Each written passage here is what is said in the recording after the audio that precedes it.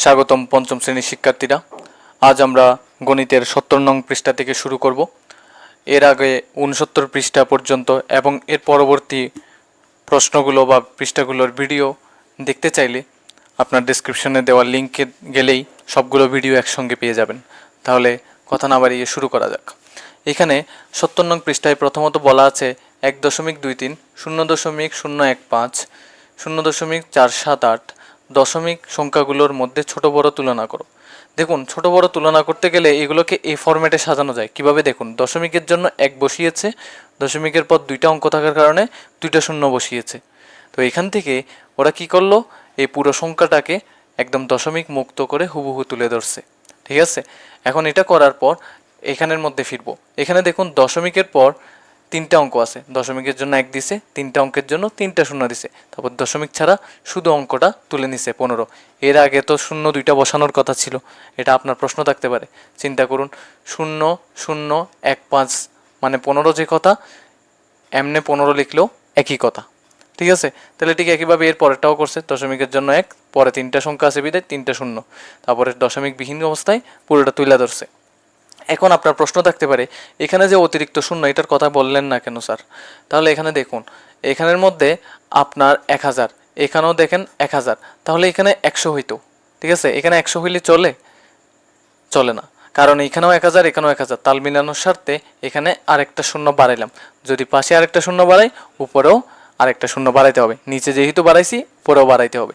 তো বাড়াইতে গিয়ে দেখি, দেখেন ১০০০ ভাগের ১৫ বড়, ১০০০ ভাগের ৪৭৮ বড়, নাকি ১০০০ ভাগের ১২৩০ বড়? সবচেয়ে বড় হলো এই মহাশয়টা।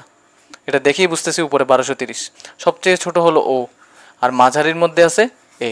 তাহলে দেখেন এই ১০০০ ভাগের ১৫, তার থেকে বড় হলো এটা, তার থেকে বড় এটা। এভাবে করেও আপনি তুলনা করে আপনি কোনটা বড় কোনটা ছোট বের করতে পারেন। এর চেয়েও বড় আরেকটি উপায় আছে, সেই উপায়টা নিচে দেখানো হচ্ছে। দেখুন, সংখ্যা তিনটাকে হুবহু তুলে ধরছে, সব যেমনটা আছে তেমনটা তুলে ধরছে। তারপর এখানে দশমিক ছাড়া অবস্থায় তুলে ধরছে। তাহলে এখন এখান থেকেও আপনি ডিকোড করে নিতে পারেন যে কোনটা বড়। সবচেয়ে ছোট হলো ১ নম্বর পজিশনে থাকবে এ, তারপরে ২ নম্বর পজিশনে থাকবে এ, আর ৩ নম্বর পজিশনে থাকবে এ। তাহলে খুব ইজি। তাহলে সবচেয়ে বড়কে এই ৩ নম্বর পজিশনে হলো মানুষটা, আর ১ নম্বর পজিশনেরটা সবচেয়ে ছোট। সবচেয়ে কি ছোট? চলেন ৭১ পৃষ্ঠায় চলি, এরকম একটি নতুন অঙ্ক দেখা যাক। এখন দেখেন এখানেও সেমভাবে লিখছে, এগুলো এই আগের পৃষ্ঠার কাহিনীগুলো এখানে জাস্ট একটু প্রতিফলন ঘটাইছি। এখন এখানে দেখেন, এখানে ৪টা সংখ্যা দেওয়া আছে। এখানে ৪.০৪৪, তারপর ৪.৪৪, ৪.৬, তারপর ০.৪৮৯। ঠিক আছে, এই একটা একটা সংখ্যা আমরা এখানে বসিয়ে দিব। ৪ বসালাম, এখানে দশমিক অলরেডি আছে, তাহলে ০.৪৪ এটা হুবহু বসিয়ে দিব। তাহলে হুবহু বসানোর পর এই সংখ্যাটা আমরা এখানে বসাবো ৪.০৪৪। ঠিক আছে, এরপরেরটা ৪.৪৪, ৪.৪৪। এর পরবর্তী একটা অঙ্ক মানে একটি জায়গা ফাঁকা থাকে বিদায় এখানে শূন্য বসিয়ে দিব। ঠিক আছে, তাহলে অঙ্কটা তুলে ধরি ৪.৪৪০। তাহলে এর পরবর্তীটা কি আছে ৪.৬, তাহলে ৪ দশমিকটা মিলাবো, তাহলে দশমিকের পরে আছে শুধু ৬। তাহলে এই জায়গাগুলো ফাঁকা, তাহলে ফাঁকা জায়গাগুলোতে আমরা শূন্য শূন্য বসিয়ে দেব। ঠিক আছে, বুঝতে পারছি। তাহলে এটা কি হচ্ছে ৪.৬, দুইটা শূন্য। এখন দেখেন এখানে সংখ্যা আছে ৪টা, ঘর দিচ্ছে ৩টা, আর একটা আমরা নিচে করি। ঠিক আছে, ০.৪৮৯। তাহলে করা যাক ০. এখানে বরাবর, তারপর ৪৮৯। তাহলে এটাকে একটু সামারাইজ করে সুন্দর করে লিখি ০.৪৮৯। এবার আমাদেরকে বলতেছে দশমিক বিন্দু না বসিয়ে, দশমিক বিন্দু কি না করে না বসিয়ে। তাই দশমিক বিন্দু না বসিয়ে যদি করতে চাই তাহলে কিভাবে করব? তাহলে করা যাক, একটু দেখি।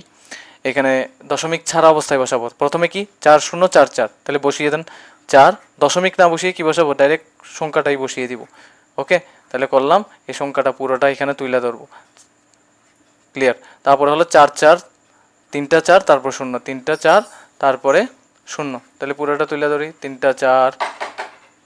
এই জায়গা থেকে আপনি যদি দেখেন একইভাবে উপরের সংখ্যাটাও বসায় ৪৬০০, তাহলে ৪ ৬ দুইটা শূন্য, তাহলে দুইটাও শূন্য বসাইলাম, তাহলে হচ্ছে ৪৬০০। তাহলে এতটুকু হয়ে গেলে এর পরবর্তীটা করেন ০.৪৮৯ না, দশমিক বিহীন অবস্থায় বসাইলে ০.৪৮৯।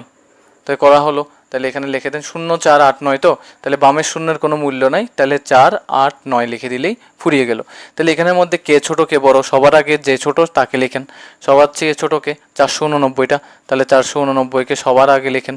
ঠিক আছে, 489কে সবার আগে লিখবেন। তাহলে লেখার পর এইটার থেকে হালকা বড়কে এখানে এই যে 4044টা হালকা বড়, ঠিক আছে, 4044টা হালকা বড়, এর থেকে হালকা বড়কে 4440টা হালকা বড়, 4440, এর থেকে সবার চেয়ে বড় কি 4600।